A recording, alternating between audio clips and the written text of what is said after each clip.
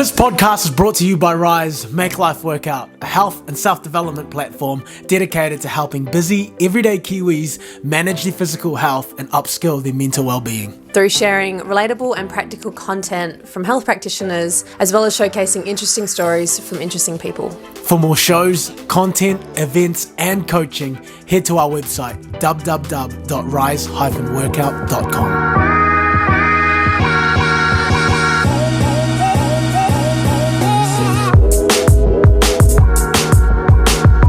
How's it going, everybody? Welcome back to the High Frequency Club podcast. My name is Marwin Salario. And I'm Shanae Behrman. We're here talking all things self-development, growth, and mindset. Fix your finances, pay off your debts, and earn more money. This is what this episode is all about. And it couldn't have come at a more appropriate time with money being front of mind for a lot of people. Luke Kamise is a chartered accountant, business advisor, as well as a public speaker on all things money. Luke shares with us the importance of having those hard conversations around money and finances in our relationships, as well as adopting a pragmatic mindset when it comes to our spending and those true costs of our consumerism. At the end of the episode, Luke shares 3 things that most people think about and how only focusing on one will help you earn more money. Yeah, truly lots of insights in this episode. So be sure to let us know your thoughts once you've had a listen, and make sure you're following along at the High Frequency Club on all your favorite audio platforms, as well as Instagram and YouTube. Enjoy the show. We're on, eh? We're on. Mean. Bro, I've been fanboying hard. I've been telling Shanae all week about like, fuck, and Luke's coming, and I've been listening to his podcast, and I was telling you at the gym, offline obviously, that like, it's so good to hear a New Zealand accent and someone who is from the land talking about, you know, things that I'm interested in. Yeah. It's great to hear it from, you know, Diary of a CEO, Joe Rogan, but there is just that cultural disconnect. Yeah, for me, anyway. Yeah. For me. I've had heaps of that as feedback, eh? So, yeah, I know what you mean. Yeah. But before we talk about the nitty-gritty shit about, you know, rising cost of living and everything that everyone else is thinking about, why don't you introduce yourself, bro? Tell people who you are and why the hell should people even listen to you with you giving financial advice? Yeah, well, they probably shouldn't. I wouldn't call it financial advice as such. I have to be careful because I'm not an approved financial advisor under some of the regulations and stuff, right? But basically, I studied to be a chartered accountant at university, and that's a long process. It takes about 10 years. Why I got into that is that I was always fascinated by money and business, and I thought accountants get paid well. I can do that, learn more about it, and then take the cash that I make and invest in the stock market and be minted. Surely it's as simple as that. And it probably is, but unfortunately you then pick up a number of bad habits as you go through university and life, and the simple plan probably gets deviated away from a little bit. And basically I probably went through my 20s where I probably knew more than most about what I should be doing with money and what I should be thinking about, but you know, fell into all the same traps as everybody else. Take the interest-free overdraft, enjoy having a dabble in the pokies and things like that, and then maybe doing too much of that when you're having too many beers, getting the course-related costs, getting then the credit card, then increasing your income, finding out you can actually get a GEM visa and you can get a Q card and you can get a 15 grand limit because they just sent you an email and said, yeah, hey, do you want a bigger limit? And you think, well, why not? It's interest-free. And so I probably went down the wrong path of trying to game the system and get all these quick wins and stuff that I think are actually just traps now that I look at it sort of top down and see other, you know, ways that people have gotten into trouble that you think, okay, that's designed for me, but it's actually probably designed to have you stuck in some ways. So I had to go through my own sort of journey of unwinding a whole heap of that stuff. And often what would happen is I'd go home and I'd be talking to my dad and my stepmom about finance and the country and taxes and different things and getting their perspective on things, and it would come back to there's a real lack of financial literacy here. And one day my stepmom basically said to me, well, why don't you do something about it?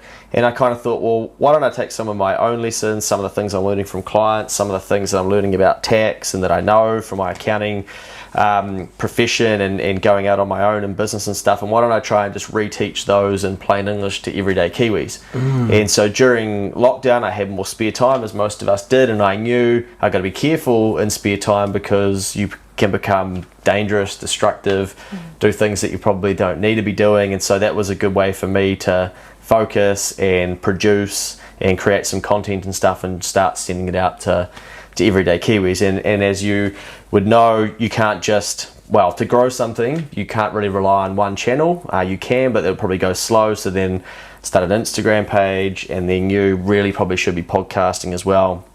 So started basically turning some of these everyday financial lessons that I was sending out as an email and writing them, and then recording them as a podcast version as well.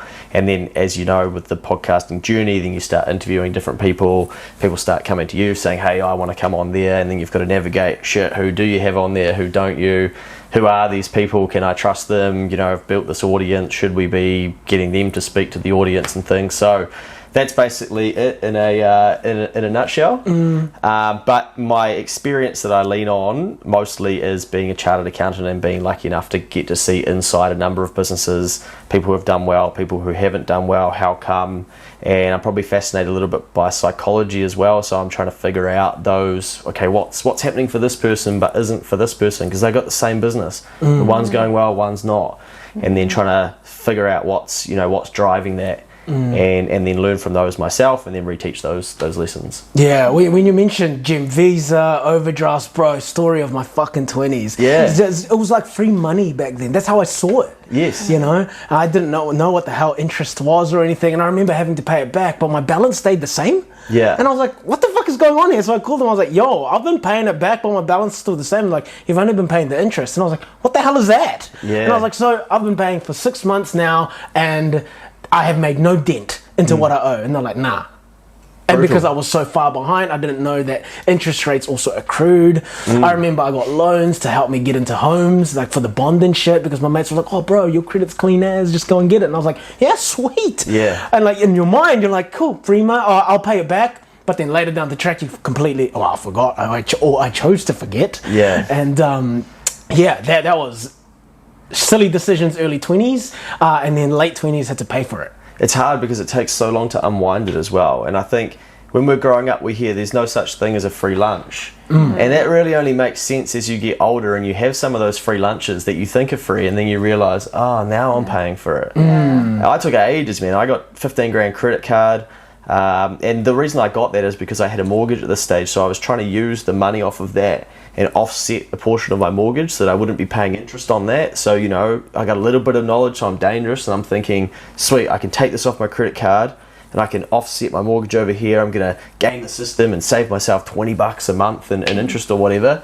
And then, you know, series of life events and just dipping into it and going on trips with mates that I couldn't really afford to. And I'm like, what's another grand on the credit card? Next thing I'm like, man, logging into internet banking, there's a 13 grand with a minus sign there. And I'm like, said to my brother, mate, like, how did I get here? Well, I knew how I got there, but I'm like, what do I do? And he's just like, I just got to repay it. And I'm like, well, that advice is kind of not very exciting. Is there a faster way? Yeah. And I just had to go on a journey for like the next X amount of paydays of getting on like a real clean budget and basically paying off. It was the first thing I would do. I'd get paid, I'd ring Westpac and I would say, hi, can I please decrease my credit card limit? And they're like, oh, okay, are you sure you want to do that? I'm like, fucking A, this is the fifth time I've rung you guys. I'm going to be doing it for another 15 pay cycles.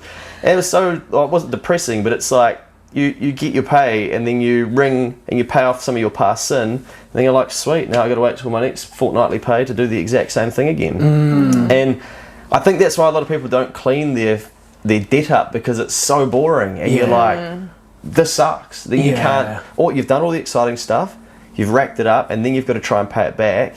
And that's not fun. And when you can see, this might take me a year, that's hard to think, okay, I've got to do this for an entire year just to get back to zero, then start building. It feels like when you're meant to get paid, you're meant to go forward. But when you're paying debt back, like I was in my fucking 20s, it felt like 4 steps back. But really, I was in a deficit. I was just trying to get my head above water. You mentioned before, bro, that you knew more than most in terms of like investing and stuff like that at an early age. Was money not a taboo subject for you at home? Because for a lot of people, it is, right? Yeah, I don't think it was. And like, no, it definitely wasn't. But we'd talk about it in different ways. But I don't know where, I think I grew up where my parents separated and I watched mum struggle a little bit. and Dad was probably doing like better financially, and so I sort of had both sides of it, and I was figuring out, oh, what are they doing versus what is, you know, what's happening here. But like, we never went without or anything, but money must have just come into my world, and I thought, okay, this is something I want to learn more about. But then I did economics at school, sixth form, and maybe even fifth form, and so year 11, 12 these days, and then accounting. So I was like, and I was doing math, like stats, calc, like classic geek, and like a little bit of geo in there or something. I dropped English. I'm like, yeah, I don't need that. Let's get some more numbers. So I think I was just numbers, money, and then business sort of started to fascinate me, and I brought some shares in Auckland Airport at quite a young age, and they actually, I think a Canadian pension fund wanted to buy Auckland International Airport. And I was like, I think my $5,000 that I'd put in or whatever it was going to be worth $9,000 or something if this deal went through. And I'm like, oh my God, like I know what I'm doing here. This is unreal. And then the deal fell over because I can't remember what happened, but basically the government or the Commerce Commission or something said, no, you can't sell. That's a strategic asset effectively. Something like this. It's so long ago now. And I'm sort of thinking, what the hell? Like, I thought I made the right decisions. I'm trying to look after myself here and prepare myself for the future, but I can't sell something that I've paid for. This is bizarre. So then I started to think, like, you know, then you realise this is actually how the world works. There's regulations and there's taxes and there's governments and stuff like that. But yeah, I think we're always pretty open to talk about money. Probably like everybody, when it's not going your way, you want to hide from it, and you don't want to make that call to your brother or your sister and be like, oh, look, I'm 13K in a credit card hole. How good's this? You know, you're embarrassed. But you get to that, I think I've probably gotten better at getting to problems and then going, I need to talk to someone about this. And that was probably just another avenue of that for me. Yeah, I really want to go back to, obviously the trials and tribulations for you was that you were spending money that you didn't have. And ultimately, like many people who are listening right now, they are paying off debts because they bought shit they couldn't really afford. What's your advice to someone right now who is in, 15K, 20K, or just a deep amount of debt, but feels stuck that they can't pay it off? Yeah, you just have to go through the grind of trying to get yourself back to zero, and it sucks and it's boring and it's not fun, and you're going to miss opportunities because you can't invest, you can't go to things, you can't hang with your friends or whatever. There's an opportunity cost, and you're going to miss those because you have to tidy up what I call your past sins. Now, you need to figure out what money you've got left over, pay to pay, and then you have to then use that to try and clear that debt and try and find milestones along the way that are going to give you wins. So it might be you've got a $1,000 credit card. Okay, can we clear that first, for instance, and then tackle the $5,000 gem visa that you've got or whatever, because you need to feel like you're making some progress along the way. And that's how, much like training and being in the gym and things like that, if you're not seeing things happen, you're kind of going, nah, this plan's wrong. You got this plan wrong. So you kind of need to see some wins as you go, and then even take time to celebrate those. So I almost got excited by the process of going, right, I know this next year for this credit card, for instance, is going to suck, but I need to go through it, and the longer I can stick to it, it's going to start just feeling more rewarding, and it did. And then you've got to try and change your habits that are leading to you to want to use it, because you're going to be tempted at some stage where you're going to have cleared a bit of that credit, and then you're going to go, well, it's still available and someone's wanted me to do X, Y, Z, like maybe I should just do it. I deserve it. So I'm going to reward myself, treat myself, like all the bullshit that we somehow get taught and we fall for, and we think that it's good for us. You've got to try and go like, actually, I've tried that before. That doesn't work for me. So I think, getting good things coming into your ears, because we live in a world now where, if you walk outside, if you go on your phone, if you go to work, if you hang out with your friends, like you're just getting bombarded with either negative shit or people trying to encourage you to give them your money. Black Friday sales, all the stuff is basically just like, hey, give us your money. And we sort of look at it, buy now, pay later, and just billboards and marketing stuff everywhere. So we're constantly getting bombarded with, righto, we can take the money off you because we know how to do it, because we've got the marketing skills, the psychology, all the stuff that we don't have because we're not learning it. And you've got to try and fight that. So then you almost need to combat it with the right information going into your ears and your eyeballs, where you're going, I know what's happening here, so you start to feel like you've got a few more tools in the fight now. And as an example, you might go, well, using buy now, pay later is really good. But on the back side of that, you end up in a massive marketing funnel where, the last pair of shoes I brought at Platypus, and I'm just getting bombarded with emails in the coming months, and they're fucking flashing at me with like sale 40% off, and bang, like unsubscribe. I've got my shoes. See you later. But those are those flow-on effects that if you don't, we don't get taught about that, so you don't see that. You're just like, oh, that's cool. Platypus has followed up with me a week on or whatever. But really, they're like, well, this dude turned up here. He showed intent. He overpaid for his speakers his sneakers. He probably could have got them cheaper somewhere else. He brought the shoe bloody spray as well. I didn't fucking eat. I told him I got it at home. He's like, "Are you sure, man? It's really good." And I'm like, "Oh, fuck, just put it on and shut up." And so like even I'm falling for this stuff too. And then bang, they're still hammering me like, "Come in and get another pair." I'm like, "I don't need another pair," but I'm tempted. I'm like, "Okay, 40% off. Maybe I should get another pair. I wonder what else they got there." But I'm smart enough now to be like, "No, like unsubscribe, get me out of this," because they're just trying to put me into that funnel. So you've got to tidy up so much stuff, and when you start talking about it, you realize that actually how big of a job it is. But it's so easy to get a buy now pay later or a credit card or whatever. And I think one of the lessons I often talk about too is that, say you get given a $2,000 credit card, for most people to pay that off, you need $3,000 of income to pay off your $2,000. So what I mean by that is that, say you earn $3,000, say you're earning $51,000, but you're on $48,000 at the start of the year, and at the end of the year you get given a $3,000 pay rise. Now in New Zealand, tax rates move to 30% at the moment on income above $48,000.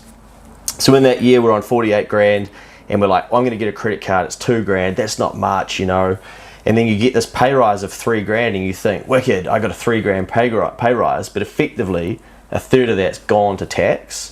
So then if you're contributing to KiwiSaver as well, so in a year's time you get that 3 grand pay rise, and you're thinking, well, I'm going to get a pay rise, that'll pay off my credit card.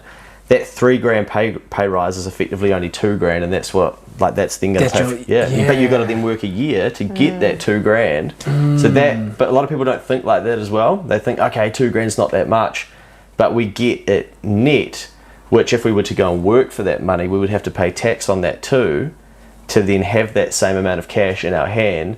So borrowing debt's actually a lot bigger number than what we think it is, because we're not thinking about the tax side of making it to then pay the tax to have the leftover amount to try and pay down the debt. Yeah. So a lot of people, you're right, wouldn't think like that. I fucking definitely wouldn't. So if I'm an everyday person, right, I'm thinking about, fuck, it would be good to get a 2 grand credit card. What things should I have on my checklist to help me make my decision? So I guess you just got to come back to why do you need this? Do you really need to? What are you using this debt for? Because debt can actually be good if you use it for things that are going to generate you a better return. So as an example, say you're going to set up a podcasting studio, and it's going to cost you 2 grand of equipment, but you know that on the other side of that, there's sponsors, you're going to be able to make some income from doing that. You would argue that that's a better use of debt, and that's a better reason to go into debt with a credit card or a Q card or something, compared to Luke gets an email, someone says to them, I should be careful saying Q card and stuff, that might be defamation.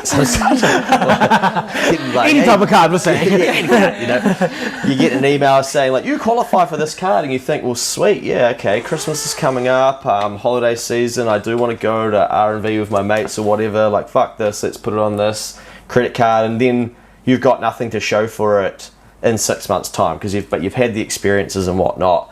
So that's not really generating you a return apart from a bit of fun in the meantime. But on our first example, we may generate a return in terms of getting some income coming in from the work that we're doing. So as always, with financial decisions, you've got to come back to why am I doing this? Am I deciding to do this, or is some marketing telling me to do this? Has somebody else told me this is a good idea? And really, sit on things and go, is the future me happy to repay this? Because that's who's repaying it. And you got to look, almost sometimes I say, look in the mirror and have a conversation with yourself and be like, bro, imagine if I said to myself when I got that 15 grand credit card, mate, are you all good? Future you, are you all good to repay this? Because fucking you're doing it, I'm not doing it. So the future version of you is going to have to do a whole heap of different shit to be able to repay this than the current Luke, because the current Luke's going to get the debt, blitz it on beers, trips, whatever he wants, and then the future you is going to have to sacrifice everything and not do anything for a year or 2 years and pay this down. So you have to look at these things from like, why is it that you want it? Who's telling you? Are you actually happy to repay it? How are you justifying it? And try and almost build reasons for or a case for not doing it, because everything's coming at you saying do it. So with credit cards, I've always been under the impression, I don't have one, but from people that do have them, that it works in your favour if you're good at paying things back on time. So if you did need to, buy a new washing machine or buy a fridge and you pop that in your credit card, like as long as you pay it back within that interest-free period, like that's where you can kind of get the bonuses of it and the extra air points and whatever else that comes with it. Yeah. So is that kind of the case for most people if they, use the credit card well? And that's what we get taught, right? And there's an argument that that's completely and 110% accurate. But I then look at it and go, who makes all the fucking money? Like, why is Visa so massive? Why are all the banks making massive profits? Like, are they seriously telling us that they're going to give us a little bit extra with these air points and these different things, and they're going to go without? I'm like, but they're still crushing it. And then you see, it's usually around 8 to 9% of people are behind on their buy now, pay later, credit cards and things like that, and even paying their power bill and stuff. So, like, those are probably the people that are subsidizing it for everybody else. But yes, there's a big argument for use the credit, pay it back on time. But there's also some research to suggest that if you use credit, you're likely to spend more than what you would have, because you're like, Put on the credit card. Bingo. Yeah. So, but that's the bit that gets missed in that conversation. I don't know. I've just found that I've had a credit card. I've got a Westpac debit card, which also gets air points, and I've never felt more empowered than when I haven't lived the debt life compared to how I do it now. But everybody's got to figure out their own relationship with debt, and then why they are doing it. We all love to think, oh, I've never missed a loan repayment, or a credit card payment. Come on. Or like, mine, I don't even get any fees with mine. Oh, okay, you sure? What about the $50 a year when you go online and it basically says if you want this, it's going to be $50? What about every time you tap it and you're paying a 2% surcharge? Like, we just want to miss all these things, because I think we want to hope that we're getting a win. We're like, nah, fuck you, I'm gaming the system, man, because this is all the shit that I did. I was like, nah, I'm gonna pull this money off my credit card. I get these hot points and I get Bunnings vouchers and all this stuff. Next thing, I'm 15k in a hole, being like, I gotta repay this. Like this, So they won. I didn't win. I won for a little bit. I thought I did, but really they're like, here he is, dickhead. He'll bugger this up. Yeah, me and Sinead have been thinking about getting, because one of my best friends has a credit card and he gets air points on it, and he hasn't paid for a fucking airfare in years. And he's gotten to the point where he's got gold status, elite, where he got me in premium economy, and I was like, fuck, this is nice. This is living out here. But like, we are not fully sold on getting a credit card with air points, because I can admit that I've still got trauma from my fucking early 20s. That sucked. That sucked. That really sucked. I don't want to get a credit card. And I think for that reason, you're naturally probably going to start to live beyond your means, because it's like, oh, just pop it on the credit card. Pay it off later, forgetting that, like, oh no, you might only have 60 days to pay it off, and it's like, are you actually going to have $5,000 to pay that off in the 60 days? Probably not. So do you not have a credit card? Nah. True. Yeah, I've got a debit. That's about all. That's all you need. Yeah, I've got a work credit card, to be fair. That's always paid back on time. Doesn't have any air points, don't care. But that's just because it was needed, so it's sort of different circumstances. But yeah, by me personally, debit card. But also, I changed my mindset. So I guess the piece where I've missed there is that I kind of went from scarcity to abundance through my journey as well, of like, why don't I just try and figure out how to make more cash so I can pay for premium economy? I'm like, why don't I challenge myself to be, to be that person? Who would you rather be? The person that's like, oh yeah, fuck yeah, I get $200 of air points a month from Westpac because I'm spending so much shit on my credit card, or bro, I just dropped $400 on some premium economy flights, and man, like, I never thought I'd be able to do this. Like, this is sick, and I taught myself how to do it. And I was like, I think I'd rather be that bloke. But that's an individual decision. So I think, I'm lucky where I've then found ways to increase my income and do those things.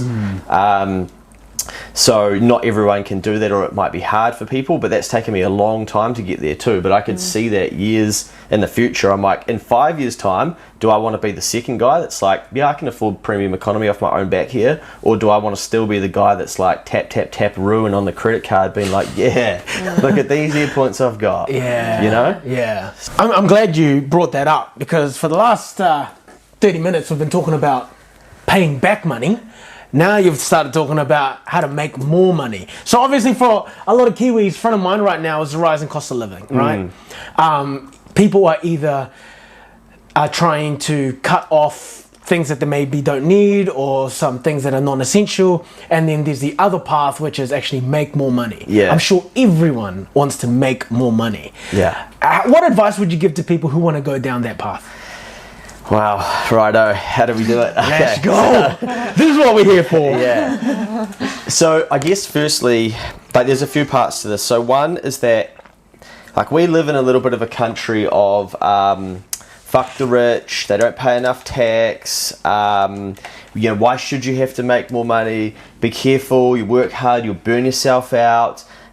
We rip off the workers, they do all the hard work and they get shafted in this country. Like, if you keep consuming that, that's going to be your life, and you're going to be like, yeah, this fucking whole thing is really unfair. And I could make a massive case for that argument being 150% accurate, but not everyone's living like that. So for me, I got to a point where I was like, I'm sick of being pissed off about it all.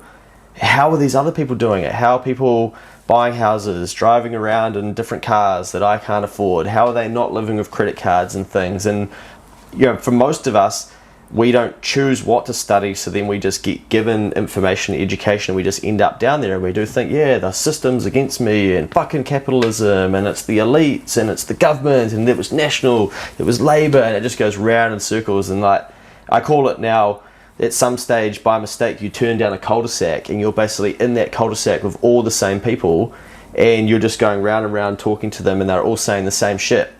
And if you didn't go down there, you might have gone into another cul-de-sac where it's flasher and there's a fucking Bentley parked out the front, and you'd be like, oh, hey, how'd you get a Bentley? They'll be like, oh, well, listen, you know, this is what I had to do, but it took me 15 years and blah, blah, blah.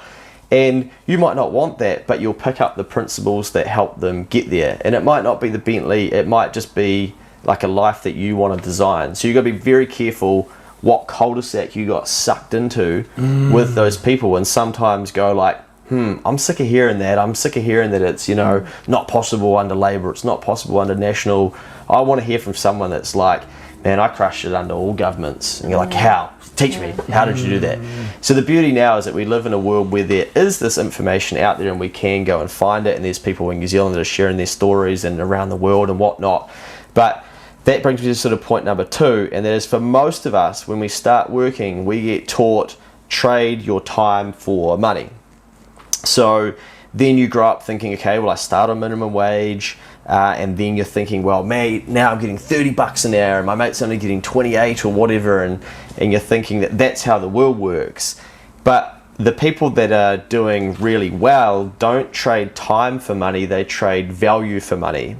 So we all know this, because we don't go to a movie and be like, hey, what's the movie cost? And they're like, oh, well, this one's an hour and a half, so that means it's $30, because it's usually $20, but it's 20 plus another 10 for the half. We're like, yo, I fucking love The Rock. What does the ticket cost? And give me some popcorn, give me that overpriced frozen Coke, and I'll pay $6 for that. We're not pricing in per hour, but we come back to, like, oh man, how many hours of work is that to do that? But this is what they know that, like, we don't, but we can also learn. So people that can sell something of value can make more money than people who are purely charging for an hour of your time as such. So, you know, that's where you've got to go on your own journey and figure that stuff out more. But then you go, okay, well then how does that work? Well, you need to solve problems for people. So, you know, when we go to the dentist, for instance, it might be massively expensive, but they've whacked in a filling and they've stopped, like, the rest of our teeth decaying, for instance, or whatever they do, right? We've stopped gum disease. And so you're like, okay, I'll pay whatever to have that sorted, because that's solving a massive problem for me. So that's literally how you make money. You find problems and you solve them. But we get taught, go and work for somebody, or go and swap an hour of your time and even do 8 of them, and you'll get this much. And you think like, oh, okay, well that makes sense, and it's proven because it happens. But then you go past other people and they're not doing that, and you think, well, hang on, what do they know that I don't? And if you can go around and look for people's problems and figure out, okay, how can I solve that and what's it going to mean to them, then how can I get paid for that? So the simplest way I like to talk about it is basically, say you mow your own lawns, it's a massive chore to you, and you're like, fuck, that's going to take me 30 minutes, but you get it done. But Nellie across the road, she doesn't have a lawnmower, she needs her lawns mowed, they're overgrown, and you're like, they probably shouldn't be, maybe she doesn't want them to be, overgrown like that. You go over there and say, hey, would you like me to mow your lawns for you? You're not going to go, it's going to take me this much time, because you've trained yourself not to talk like that. You're basically like, do you need that done? Oh, yes, I've been waiting 2 weeks for John to turn up, and John's never turned up to do it. Oh, that's fine. Do you want me to do it? Are you happy I'll do it for $50? And you whack through it in 15 minutes. All of a sudden, you've been taught from an early age, okay, paid per hour, to now basically $50 in 15 minutes, because you've solved someone's pain point, and that's effectively a $200 per hour payment, right? So then you go, whoa, shit, this thing works, this is real. But for most of us, we stay down the path of the trading time for money, and we don't learn other ways to figure out, how do I bring in more income? So there's not many teachers of that in New Zealand, and that's where it becomes hard, because basically I think it's around 1 in 9 people in New Zealand earn over $100,000. So that's not many people to learn from, to be like, how have you done that? And it might be in a job, and so then you go, well, that's too hard because I didn't go to uni and I don't have that degree, and I don't want to do 8 years doing marine biology or whatever. And so then you're like, oh, okay, so then there's less people. So you need to go and find those people that are doing well and get really curious from them and be like, hey, how would you approach this? I've got a speaking gig on Friday, and it's $5,000 for an hour. That's completely fucking blowing my paradigm. Yeah. Wow. And I get like shivers, but I know in a few years I won't get shivers from doing that, because it'll be more normal. But each time I say to them now, like, yes, I can come and do this, it's going to be $5,000, that's my day rate. They're like, oh, okay. And I'm like, fuck. Like, what? Should have done more. Yeah. But I'm like, oh, they were right, everyone was right, and I took so long to figure this stuff out. But I've had to get, but the thing is, it's not really $5,000 for an hour, because you've got to prep, you've got to make slides. I might even pay someone to help me make the slides. I've got to figure out, okay, how am I going to smash it with this audience? How can I leave them with something to remember? What's the knowledge? How has this person actually come to find me? I went and had a meeting with them prior. So, people look at this stuff and go like, oh, easy for you to say, but you're condensing like all of this work that you've done in prior years into that and sharing those lessons. But it's a good example of how a younger version of Luke, probably didn't think that you could get paid $5,000 for an hour speaking on stage, and I'll love it as well. It's going to be epic. So, but then eventually I got to the point where I was like, well, why not me? Like, why can't I? And I've set goals of like, I'm going to get 10. But I'm like, I can't just, I could start just saying, hey, 10. I'm like, well, let's just dangle the feet in the water here and see if we can get a 2 and a 3, and then slowly I'm like, okay, let's do a 5. And yeah, basically people start saying yes, and then you start to get the realization of like, okay, this can be possible. But I know that's not massively practical for people listening, because they might be like, okay, well, I'm not going to be able to go out and do that. But you've got to start with the belief that you can make more money, and then you've got to start to look for ways that you can do it. And I always say to people, stick with what you're good at, because you're good at it, so then why not do a bit more of that? Because I think most of us go, oh, I need the new fancy idea. But what happens is that we go down that path, and we spend ages trying to get it going, and it's really hard. Then we realize like, oh shit, this is way harder than I thought it was. I tried that. I've tried everything, because you tried one thing. But, you're like, fuck this. Yeah, what's the point? So you've got to go back to the things that you're actually good at, or keep it simple, or try and solve people's problems. And that's normally where the money lies. So the 3 things I'm hearing is that, 1, be aware of your echo chamber and what chamber you're in. Yeah. 2 is what you were saying before, of go from a scarcity mindset to an abundant mindset, instead of trying to hold on to what you've got. See if you can create more avenues. And 3, start shifting your mindset around time equals money rather Value. towards to value equals money. Yeah, there's a saying, money exchanges hands when value exceeds price. And what that means is that if someone can't see the value in what you're going to do for them, they won't give you the money. Which is when you get people that their first question to you as a PT will be like, oh, how long are your sessions and how much? Yeah, which is my time least favorite. And the money versus the ones that, like you said, once they come and you explain the process of like, this is where you're at, this is where I'm going to help you get to. Nice. Which is like, wow, you're going to change my life for only $90. Fuck yeah, sign me up. That's cheap. They think that's a huge value. Is like, you're going to take me from I have no energy, I can't play with my kids, I'm not mobile, to all of these things. You're going to help me with that with one session a week. $90 cheap. Yeah. I've learned to do in a consultation now. The last thing you talk about is even the time. Yeah. It's all about like, what are you trying to gather the information out of them about what they're going to achieve working with me, and then say the price for $95 for once a week. That everything that you want, you're going to get. Nice.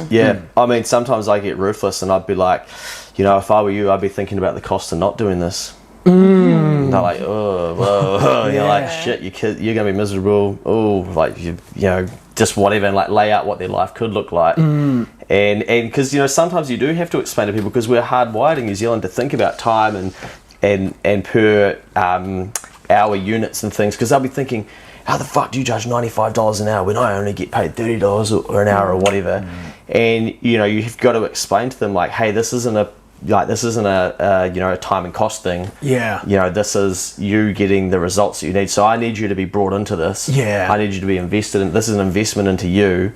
If you're looking at this of like, I'm just going to come watch the clock run down and I've got to pay for it per that, like this probably isn't it. Because I want you to achieve the things that you want, and those are going to be worth a lot more to you than you transacting a little bit of this money. But those are really brave and hard conversations to have. But I still have to have them. I had one recently where this lady said to me, $1,200 for 2.5 hours, and I'm thinking, love, I'm getting fucking $5,000 to speak for an hour, and I've already wasted half an hour on the phone with you, and sending this email, and now replying to you, and I haven't even met with you to give you the fucking answers.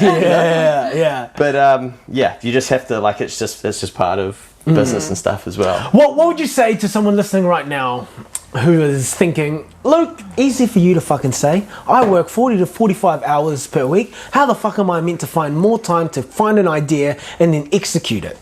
It'd say, fucking oath, you're right. Well, I was the same, and it's easy for me to say because I've done it. So, I hear that argument and I get it, but show me your calendar, show me your phone, show me your screen time. The funniest one is, like, business owners will say to me, oh, like, we don't have time to do this stuff. And I'm like, sweet, did you go to the supermarket last week? Yeah. How long did it take to drive there? 20 minutes. How long are you going there for? 40. How long did it take you to get home? 20. How long did it take you to unpack everything? 10. I'm like, sweet. Imagine if you just clicked and collect or got that shit delivered and paid the $13 delivery and then sent out some fucking emails to some prospects or actually did some shit that was going to increase the value of your income or your business. And like, but I like going to the supermarket. What, so you like it more than solving the problem that you've actually got? So again, you've got to like decide that it is actually what you want to do and then try and figure out, where am I wasting time in my life that I could swap back for that? Because we all hear all the same shit about how we all get 24 hours in a day and whatnot, and sometimes I look at Elon and these other people and just think, how are they doing so much shit? But again, it's like another journey where we haven't been taught how to maximize our time and get more out of it and figure out, okay, what could I be doing in the spare time? And it could be that you decide, right, I'm going to do one Saturday a month, or there's 12 more days than you were going to do. So like, what are you going to do on those 12 days? And it might be mowing lawns, or it might be private tutoring. It could be, we're going to suck it up. We're going to get a boarder into our home. We're going to collect $200 a week from having the boarder. How am I going to do that? Well, I've got to turn my mind to it. I've got to go onto Facebook groups and start saying, hey, we've got a room available for a boarder. Does anyone know anybody that needs a boarder? And all of a sudden they're there with you for a year. Yes, it sucks. You've got someone in your house, but bang, you've got 10 grand of extra income. So you've got to make a decision and go, right, how am I going to do this? And what are we going to, what are you going to sacrifice to get that? And basically just, go after it. Yeah, or the alternative is to stop complaining if you don't want to do anything about it, right? Yeah, look, the complaining bit's easier, right? Yeah. But I mean, you just want to acknowledge that I know it's really tough out there at the moment, and this is why I was doing so much of this content long ago, and it's really been blowing up recently because I think people are like, this guy was always like yelling at us on Instagram and TikTok and stuff about getting your shit sorted early. Now we're here, you know, and it's hard to do this stuff. You know, when you really need to do it, it's sometimes a little bit easier to do it, but ahead of needing to, so that you can kind of look back and go like, I'm glad that I did that. I'm glad that we got that border because now our interest rates have gone up and now we can afford to pay the new amount, or we had an emergency and we've got some cash set aside to be able to do that.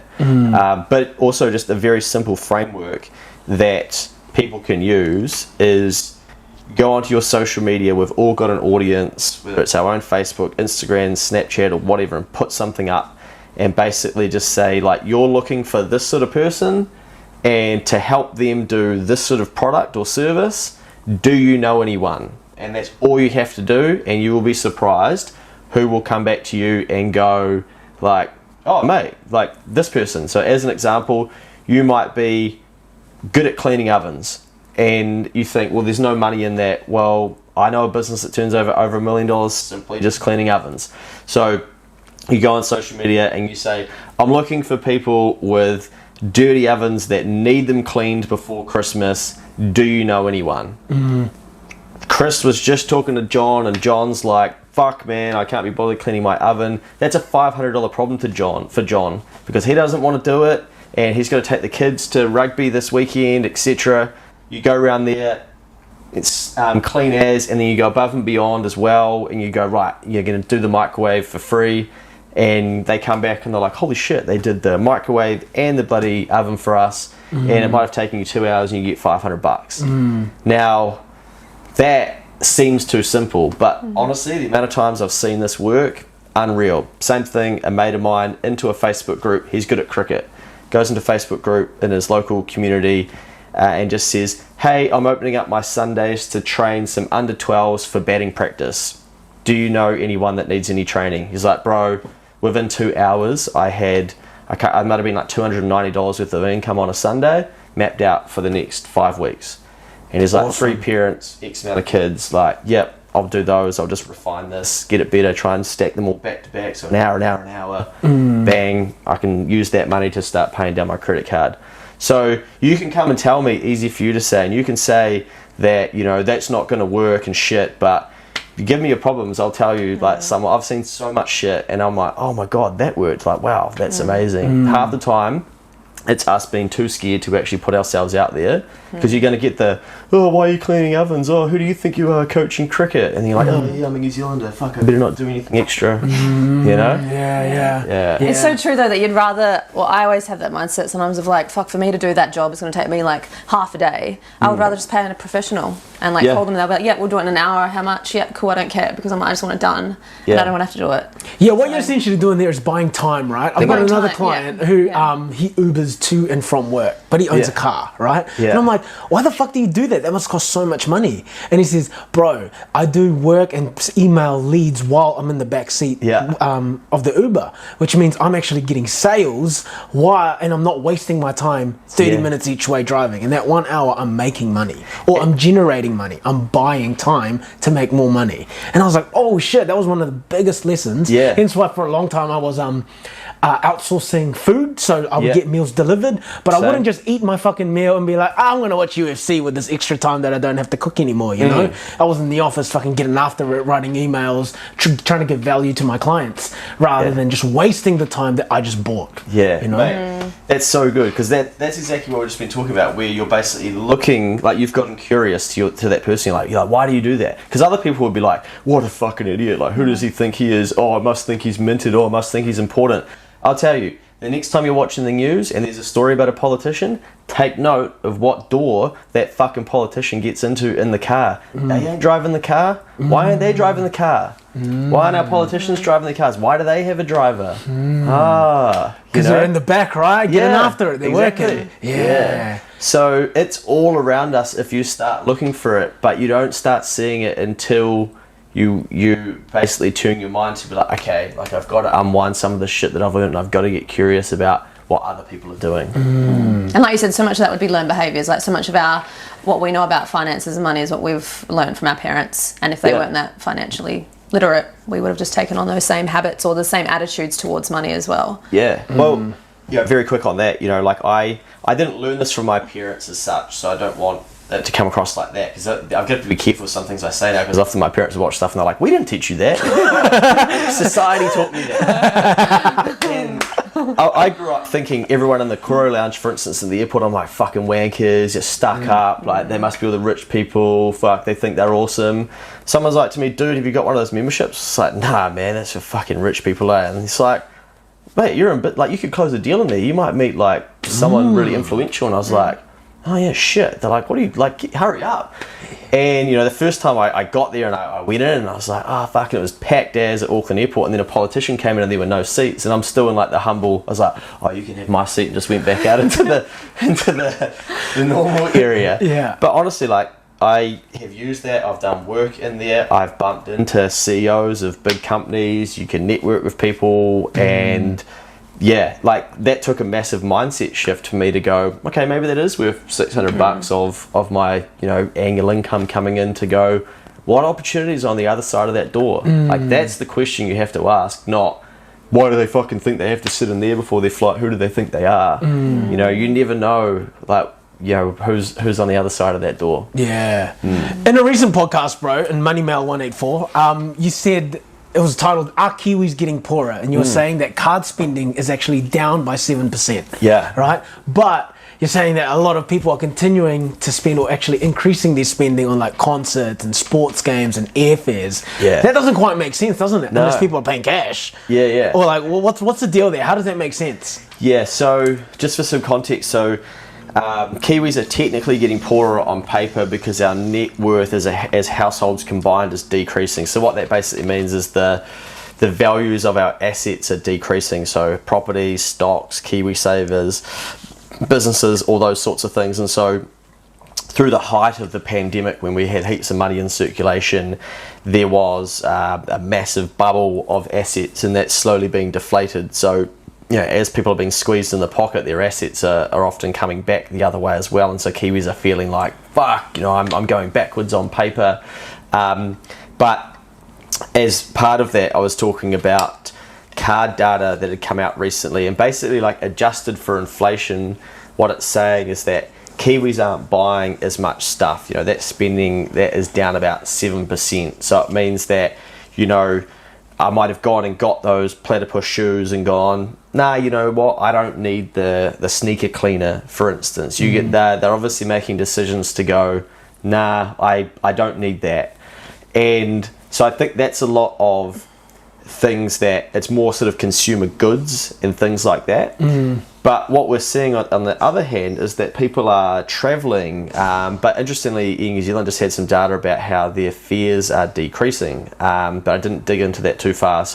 But people are going to concerts, and the weekend's coming here, or was coming here, and it's like sold out, we're going to put on extra shows, and you're thinking, this doesn't stack up. The narrative is that everyone's struggling with the cost of living and things, but people are still out there, and they're in bars, and they're buying, and they're going to the Warriors, and they're selling tickets out, and you're thinking, how is this happening? But I think part of it is that people are going, yeah, do I need that second really good smelling candle or whatever off the internet, or that I'm not going to add a second book on if I'm buying it, but man, I do want an experience. I do want to go to the weekend, or I do want to go on some trip, for instance. So I think we're seeking ways to spend our money that makes us feel like we are still having fun, and we can get past the doom and gloom of higher interest rates and costs like that.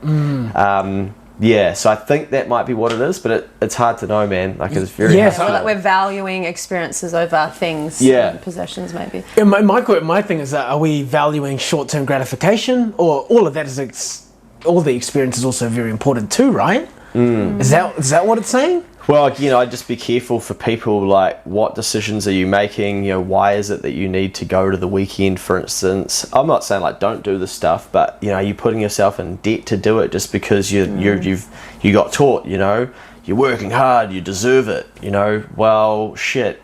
does your future self want to repay that for you? Because I'm going to an event in Australia on the way to just have family Christmas, and all of a sudden it's like accommodation, a few beers, tickets to the event, and I'm thinking, holy shit, this is an expensive whim decision of let's go to that football game. By the time you start layering all those things on, I'm like, we'll probably go out for dinner prior or after or whatever, and buy a couple of hot dogs or something at the game. And all of a sudden you're like, I'm thinking, shit, do we need to be doing all of that? So I think we all need to be questioning what we're spending on, just to look after our future selves a little bit better. Of, okay, we don't always know what's around the corner or what dental bill or whatnot, and it's very easy with hindsight to look back and be like, damn it, I wish I didn't spend that 500, 400, 300, 200 bucks on that. If I had have known, how often do you hear this? If I had have known that my tooth was going to fall out, I wouldn't have gone to that, or I wouldn't have done this, or gone on that trip, or booked it on a whim. So I think it's just a time where we all need to be cautious, because things are still pretty tough out there. I like the saying that with Black Friday sales, you save 100% by just not partaking in them, and I'm like, it's very true. I think they're good if you have had your eyes on something, and now it's half price. But I think otherwise you're just spending money for the sake of spending money. Luke, did you participate in Black Friday? No. You didn't? I joke about it being like White Tuesday and what other things do you need, names to be put on things to encourage you to spend. These are all just marketing tactics and stuff. But, there'll be people listening to that be like, bullshit, bro, I saw the discounts and I was going to get this anyway or whatever. But, I understand that. But realistically, for a lot of us, it is just more marketing, more consumerism, more hey, you've got the money, we need to get it off you, give it here, and gimme. Yeah, and behind it. Bro, it's said that a lot of relationships end because of money problems, right? Could you describe your knowledge around money personalities, and how would you approach, what advice would you give someone who needs to approach their partner on these awkward conversations? Yeah, there's heaps of literature on different types of money personalities and things like that. I'm not by any means an expert in that space, so I've still got learning to do over there to figure some of that out. So I won't talk to that too much, just because there'll be people that are way more knowledgeable about that than I am. There's a lady on your podcast, actually. What's her name again? If people want to listen to that. Now I've just forgotten. That's bad. That's all good. It's It'll on Money. Keep the Change podcast. Yeah, it'll come back to me. But basically, we'll all end up in relationships, no doubt, with our friends, with our families, and with our significant others, and we're bringing our individual money journeys and personalities and things like that, we are bringing those to a relationship. And so if a fucking relationship isn't hard enough already, then you've got to layer in how one person sees money compared to how another person sees money, and you might have spent years and decades building up those beliefs, and then when you try and cross them over, it's no wonder that your partner or your friend or someone in your family is just like, nah, that just does not make sense to me, because it's just not how they've done it. So I don't know, I'm not an expert in this space, but basically one thing I've tried to do is just have more open conversations with my partner about money as I've gone through, my relationship with her, and just say where are we going, how are we actually going to do that, and how do other people make sense of it? Do we need to get some external help to do some plans and stuff? But what I hear a lot is that people are just too scared to even have those conversations. But a lot of shame around it, right? Yeah. But you just got to think through that logically. Money, we learn things money's the root of all evil and all this sort of shit, right? But that just gets taught to us, so then we take it on board, so then we give it emotion, and then we realise money's just paper, digits, coins, metals. We're the fucking idiots that give it all this emotion. And so then, which is strange, but no one really talks enough about that for us to go oh yeah, okay, that kind of makes sense. So then when we try and have those conversations with our partners, it's instantly emotional, because we've got all this shit where it's oh, I got taught that, if people ask you how much you get paid, that's disgusting, they shouldn't ask you about that, and you're oh, okay, well, so we create all these reasons to be scared about money. But one of the best tools the sayings that I've learned is, money's a tool, nothing more, nothing less. And it's there to be used by ourselves individually and in partnerships and whatnot, to figure out how do we use it to get closer to the goals that we have. So it probably comes back a lot to the fact that people don't actually want to talk about what their goals are. A lot of us don't even know. We don't know where we want to live. You know, we don't know how big we want the house to be, how many kids we're going to have. We will hide away and keep those conversations to ourselves. But if you can talk more openly about those things, then it's probably easy to build a plan backwards and have your partner see like, oh, okay, I can kind of see and explain like where your thinking comes from and why you think certain ways.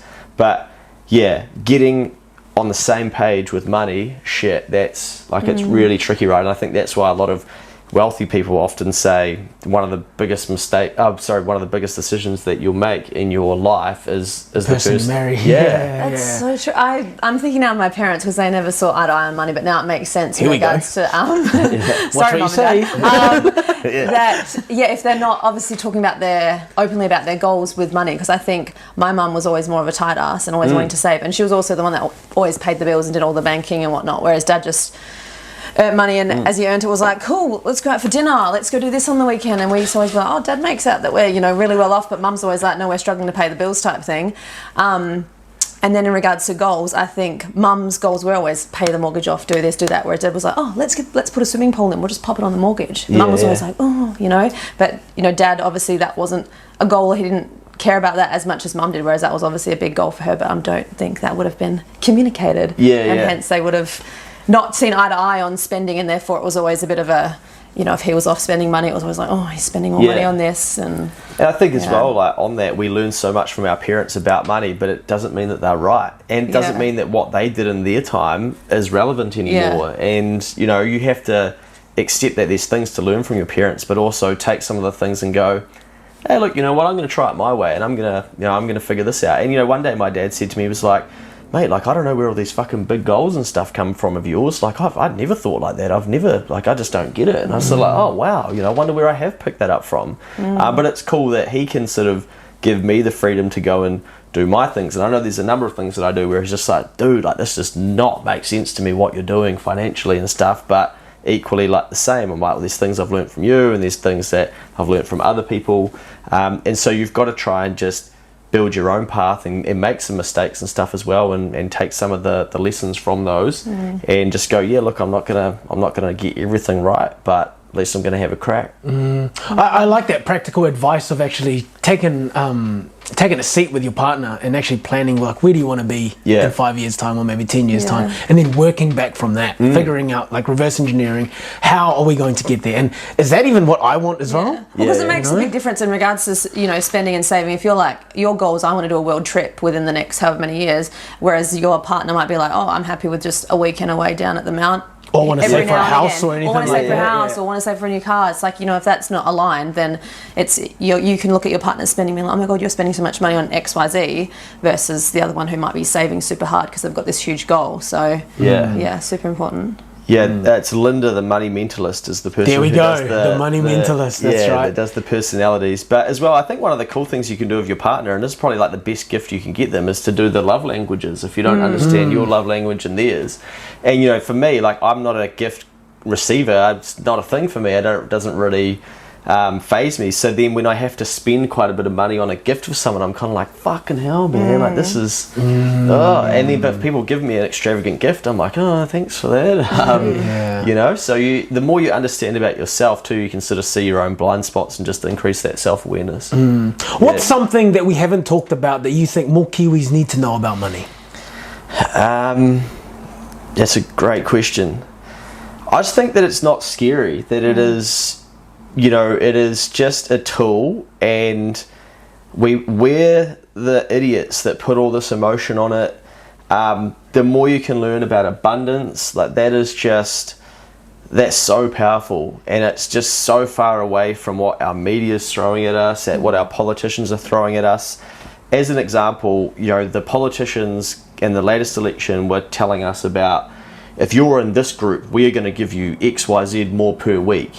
What a fucking stupid thing to be hinging your bet on, right? Like, oh, politician's going to give me another $12 a week. You know, 1 p.m. announcements around the pandemic and shit. I'm like, where were the 1 p.m. announcements around, like, fuck guys, inflation's coming, this is going to be bad, we need to start teaching you guys some shit. And like, that just doesn't happen. So everything's like I think we're getting slowly conditioned to be like, hopefully the government will sort it out for us, or they'll come with a solution. So it's easy for me to say that and have a crack at the politicians and whatnot. When I do that, I like to go, okay, what can I do to prove that my thinking can be backed up? So, but before the election, I was like, here we go. I'm going to put together a webinar, 2 ticks you. And I guarantee you, I can find you more money that's already available to you that you don't know about, that you haven't had a crack at, than what either of these politicians or these 2 political parties that you're going to be voting for, because we're in a cost of living crisis, can find you. And so I spent hours putting together slides and getting examples and just pulling into all of my knowledge and different people that I'd spoken to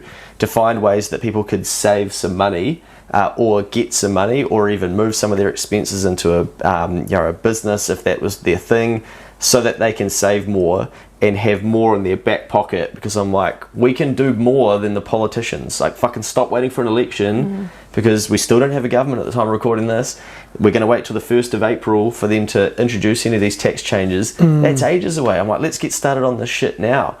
So I'm often trying to find people that have basically taken all of the narrative and the stuff coming at us that it can't be done and that it's impossible and that it's hard and that we don't understand, and interview them and be like, bro, tell me how you did it. And you know, we don't have many high income earners in New Zealand, so therefore there's not too many people to learn from. But there are Kiwis that are making 180 grand, which is a top 3% income in this country. You know, they're making 180 grand and they are working, and they can work remotely, and they're selling internationally. One of the biggest business lessons that I had very early on with a client was they were selling the majority of their products into US online product, and we were like, are you charging US dollars? They're like, no, we're in New Zealand, we charge New Zealand dollars. We're like, that's New Zealand think, right? That's like small New Zealand think. We're like, why don't you just swap it from next month to US dollars, see what happens? We can't do that. Eventually they do it. They're like, no one said a word. Like, fuck, doubled the income as well, you know. And so those little things, you realize, like, wow, I was sitting on a 60% gain, but I just was looking at it from the wrong lens. So I think all of us Kiwis need to be challenged to think bigger, because I feel like everything coming at us is keeping us small, and it's like putting us against each other. The rich are evil and all that stuff, and everyone's kind of playing into that, and you got to get yourself out of that and just go, you know what, like, that I've tried that shit, it's not for me anymore. Because yes, like I can understand what it's like to not have much and whatnot. I've been there, but I haven't been in the depths of poverty like other people, for instance. But fuck, you can't really help many people when you're broke. Like, that's one thing that I started to learn very quickly too, where it was a lot easier for me to go, you know what, I might spend 6 grand of my own money this year, or even 12 grand doing some keep the change Facebook ads to get this content in front of more people. Do I need to do it? No. Do I want to do it? Well, yes, to help more people. Is the money going to come back? Don't know. Can I afford to do it? Yes. Could an old version of Luke do it? Fuck no. Was thinking too small. Would be like, 12 grand, man, what are you doing? What a waste of money. Like, keep that for yourself. Fuck, they don't deserve it. Fuck them. They can find their own information. I'm like, now the more people that I help, the more people want to help me, the more the money starts to come back. And that's now easy for me to say, because I get to see it happen. And then all of a sudden, I'm sitting at a cafe having lunch paid for me, where this guy's like, we want you to speak at our conference. I've been listening to your Keep the Change podcast. Yes, we'll pay you 5 grand.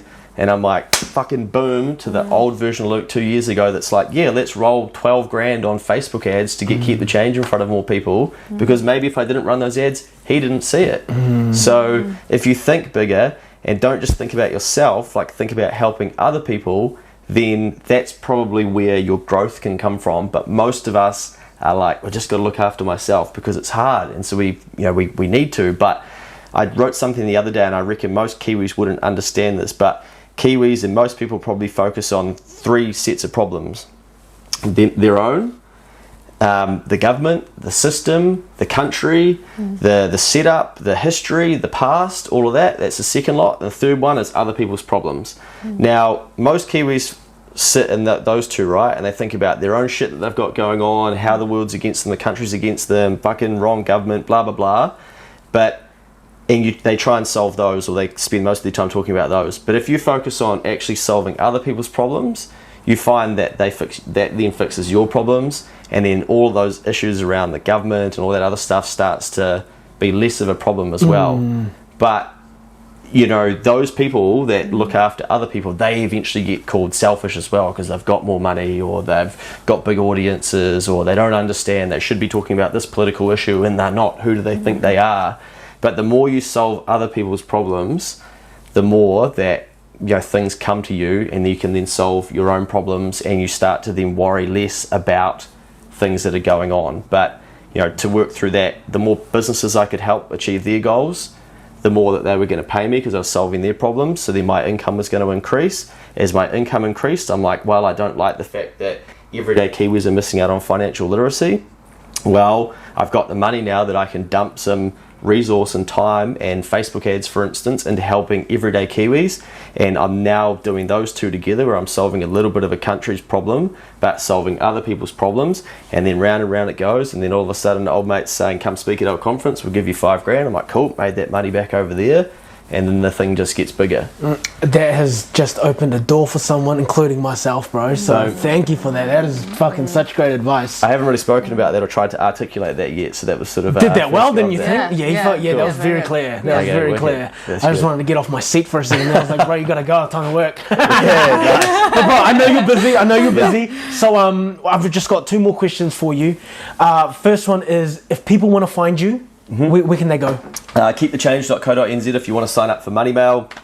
There's the podcast. There's over 400 lessons now, so you've got a shit ton of content to get through. And it's all free? Yep. Wow. Yeah, there is over, I think it's 160 hours worth of content that you can listen to. So you'd have to take a whole fucking year off. You'd have to use your 4 weeks annual leave and sit down and do 40-hour weeks listening to the Keep the Change content just to get up to speed. Wow. But the beauty of that is that you can get something that is like, you know, because a lot of the lessons are repetitive, so they're just rewiring your brain. To be like, okay, I can think like this.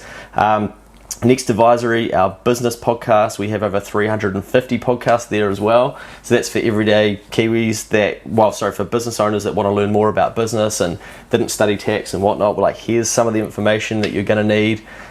So yeah, we're just about trying to improve everyday Kiwis and business owners so that we can create a better country, better economy, and I think that this is part of how it works. So there's 2 massive resources for people there to be able to tap into, but Instagram, Keep the Change, Next Advisory as well, you can find that. So otherwise I'll be at the gym at Britomart and in the sauna. So.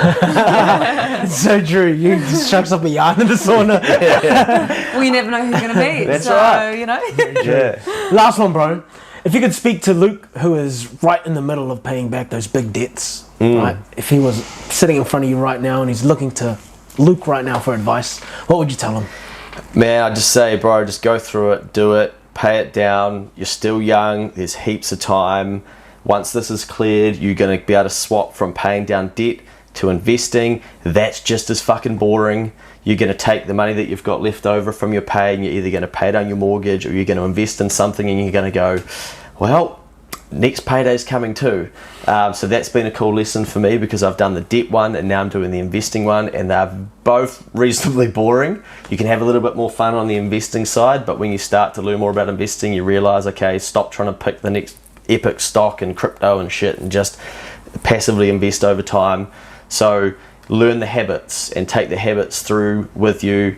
There's fucking wealth in being poor as well. So what I mean by that is that when you put yourself in the shit and you take yourself back below zero, so you're negative net worth, you've got more debt than you have assets, man, that's a place that you never want to go back to too. So you've got a reference point now to be like, I'm fucking hungry, you know, I don't want to, I'm done with that life. And eventually you get out of it, and then you start going the other way, and you realize like, oh wow, this is pretty cool.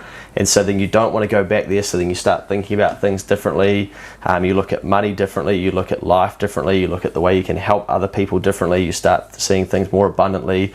So as much as getting yourself into debt sucks, that can be like a very, very good teacher if you can get yourself out of it. That's Luke, everybody. Thank you, brother. Easy. Thanks, awesome, bro.